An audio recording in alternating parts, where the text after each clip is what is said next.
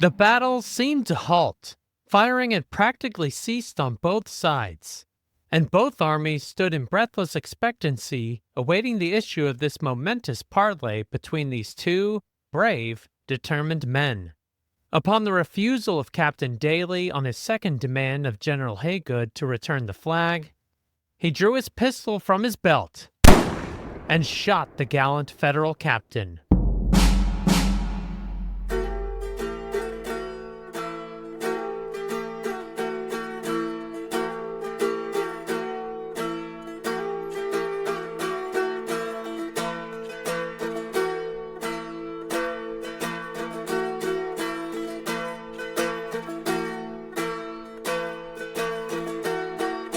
Hi, my name is Bill Coughlin, and host the First Person Civil War podcast.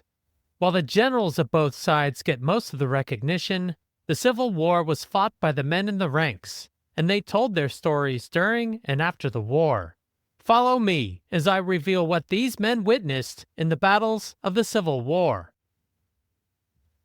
Episode 45 is entitled Sergeant William V. Izlar in the 25th South Carolina at the Battle of Globe Tavern, and relies on his book, A Sketch of the War Record of the Edisto Rifles, 1861 to 1865, which published in 1914. William Valmore Izlar was born in 1840 and lived in Orangeburg County, South Carolina. On 1 March 1861, William Izlar enlisted as a private in Company A, the Edisto Rifles, in the 1st South Carolina, where his brother, James F. Izlar, held the rank of first lieutenant. The Edisto Rifles was a militia company that formed in 1851 and had been one of the first companies to volunteer for service in South Carolina. Governor Pickens ordered the formation of the 1st South Carolina Infantry for state service, commanded by Colonel Johnson Hagood, and Companies A, B, C, and D of the 1st South Carolina formed in Orangeburg, while the remaining 6 companies hailed from the neighboring Barnwell County.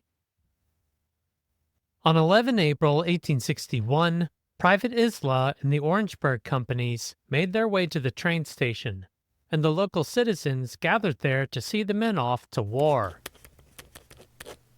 Some of the enthusiastic citizens had taken out one of the old cannon, which had lain rusting about the streets since the days it had been used by Captain Henry Felder in the Revolutionary War, out to the station and fired a parting salute. The gun was not mounted, but was fired as it lay on the ground, the muzzle being elevated somewhat by having a block of wood placed underneath it. Private Izlar in the 1st South Carolina officially organized itself on 11 April, when the companies from both counties arrived in Charleston. The regiment formed at the train station and marched to the race course, which is present-day Hampton Park, where it encamped for the night. At 4 o'clock the next morning, April 12th, the men were suddenly aroused by the boom of the first gun fired on Fort Sumter, and what proved to be 4 years of bloody internecine war had actually commenced. While the bombardment of Fort Sumter continued, Private Izlar in the 1st South Carolina boarded a ferry that took them across the harbor to Morris Island. The regiment did not participate, but they did witness the completion of the bombardment and eventual surrender of the fort to Confederate forces. Private Izlar in the 1st South Carolina occupied the growing defenses around Charleston until 12 April 1862, when the regiment's enlistment expired. According to Private Izlar, many from the Edisto Rifles re-enlisted and maintained their company identity. The Rifles were assigned to the Utah Battalion, whose commander sought volunteers to eventually form a regiment of infantry.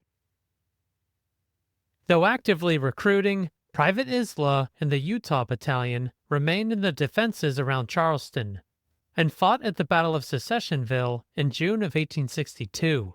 As the ranks continued to fill, the Edisto Rifles reflagged as Company G, 25th South Carolina, which mustered into service on 22 July 1862. Private Izlar in the 25th South Carolina remained in the defenses around Charleston and manned fortifications such as Fort Wagner and Fort Sumter. On 1 May 1864, William Izlar promoted to the rank of sergeant, and later that month, the 25th South Carolina shipped up to Virginia and fought at the Battle of Drury's Bluff before being transferred to the Army of Northern Virginia, where it fought at the Battle of Cold Harbor and several engagements at Petersburg. Even before the siege of Petersburg, the city was a critical logistics hub, acting as the junction for 5 separate railroads. These railroads not only supplied Richmond, but also Lee's army, which had taken up defensive positions around the capital and the city of Petersburg. From June to July 1864, the Union Army attacked the Confederates mainly on the east side of the city. The railroads in that direction were now blocked, but the South Side Railroad to the west and the Weldon Railroad to the south still brought supplies into the city. After one failed attempt in June, Lieutenant General Grant assigned the Union 5th and 9th Corps in mid-August to advance upon the Weldon Railroad and sever the line to Petersburg. On 18 August 1864, Major General Gouverneur K. Warren's 5th Corps met elements of Lieutenant General A.P. Hill's 3rd Corps at the Globe Tavern along the Weldon Railroad. The first and second days of the Battle of Globe Tavern saw a series of attacks and counterattacks. But 19 August ended indecisively, with the Union in possession of the tavern. On the third day, 20 August, heavy rains prevented a general engagement, but the Confederates did bring up reinforcements. Sergeant Izlar and the 25th South Carolina were assigned to the Confederate 4th Corps, and a part of a brigade consisting solely of South Carolina regiments, commanded by Brigadier General Johnson Hagood. As the brigade arrived at the Weldon Railroad, they reinforced Major General William Mahone's division of A.P. Hill's 3rd Corps. With the weather favorable to fight on 21 August, Lieutenant General A.P. Hill ordered an advance upon the Union Army, who had in the interim constructed fortifications. On reaching the ground, General Hagood was ordered by General Mahone, who seemed to have charge of the movement, to make the attack at once, representing to Hagood that the enemy were not entrenched, and that he would strike his flank. This proved to be a fatal error.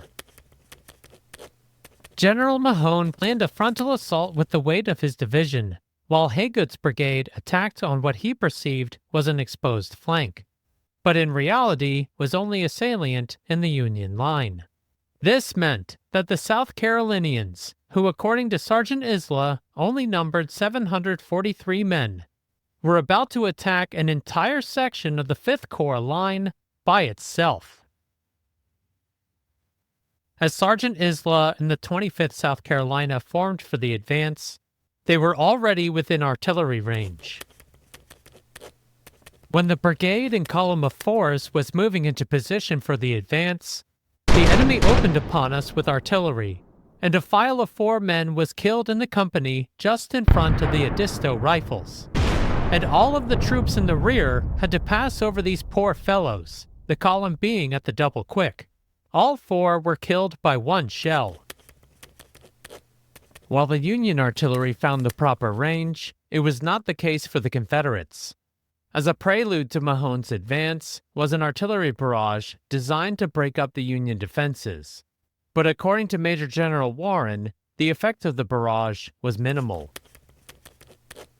August 21. The enemy at 9 a.m. drove in my pickets on the north and west, and opened with about 30 pieces of artillery, crossing his fire at right angles over my position. The timber, however, prevented his artillerymen from having any good view of our lines. Hagood's brigade began their advance, which had to negotiate moving through a swamp and abattis placed in front of the Federal works. Once through these obstacles, the brigade reformed its line, with the 25th South Carolina on the left flank. Besides an NCO in the ranks, Sergeant Izlar was also an orderly, and noticed during the advance that the Union line was changing its front. I noticed that the Yankees were forming on our left flank, and I ran up to the line to the right to find General Hagood and report this to him. He met with the captain instead and was given orders. And tell him to deploy a company facing to the left to protect that flank. I hastened back to find Captain Gordon and deliver this message. But before I could reach him, the line commenced the forward movement, and I joined in the advance when I reached my company, knowing that it was futile to attempt any new disposition of troops at that time.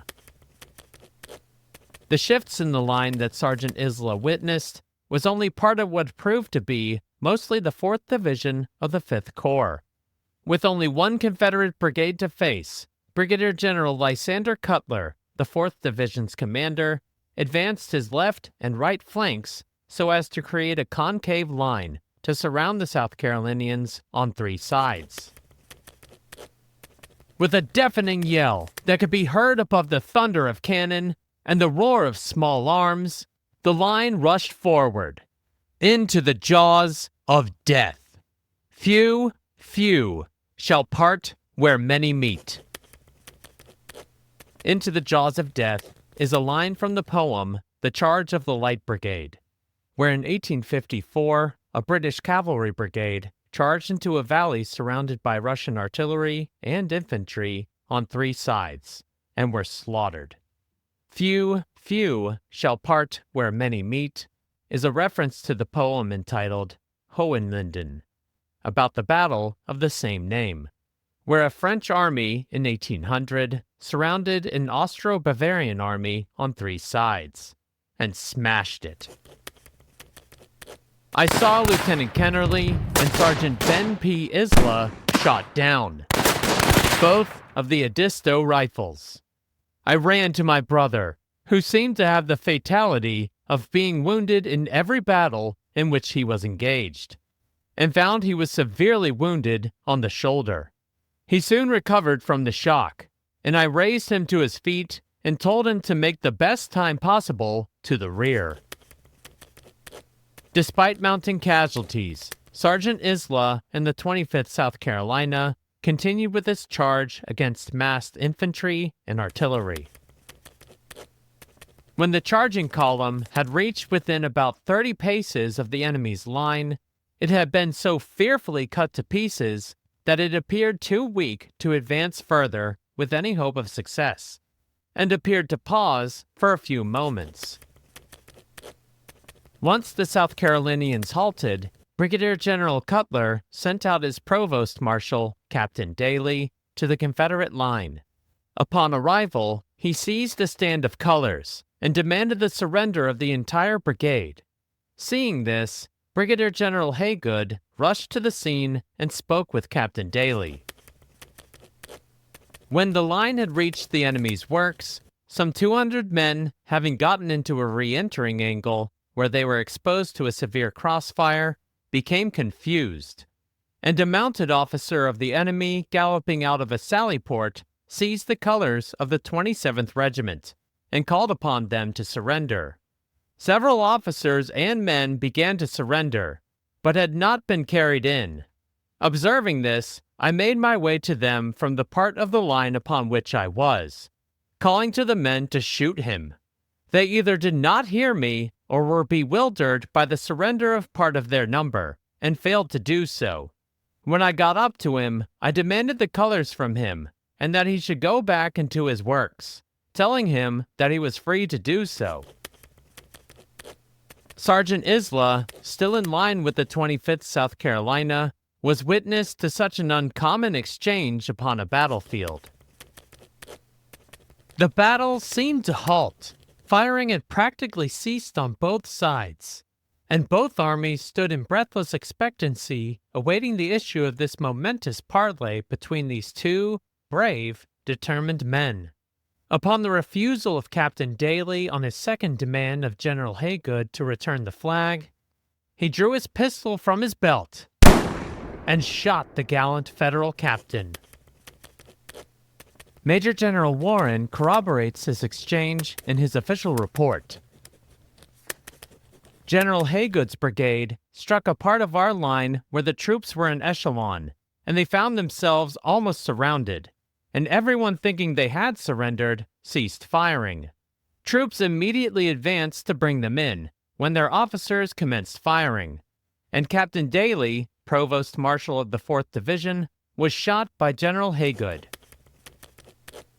Upon retrieving the flag, Brigadier General Hagood waved it in front of his men and motioned for the brigade to retreat. Confederates all along the line attempted to follow their commander, but by this time they had become intermingled with Union soldiers, and for many it became impossible.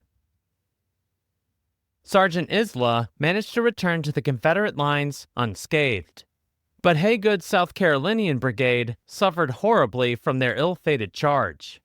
William Izlar already foreshadowed just how deadly the charge was through poetry, but he also provided statistics that truly placed the charge of the South Carolinians at the Battle of Globe Tavern to be on par with the charge of the Light Brigade.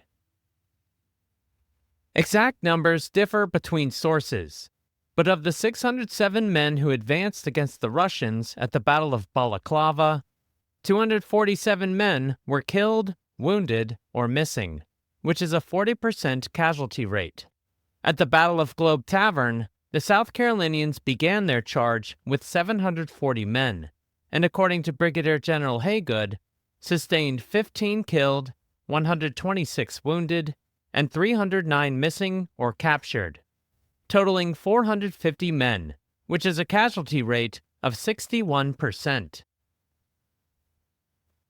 William Valmore Izlar died in 1912, but he worked on his book for several years prior to his death, and eventually a sketch of the war record of the Edisto Rifles 1861 to 1865, published in 1914.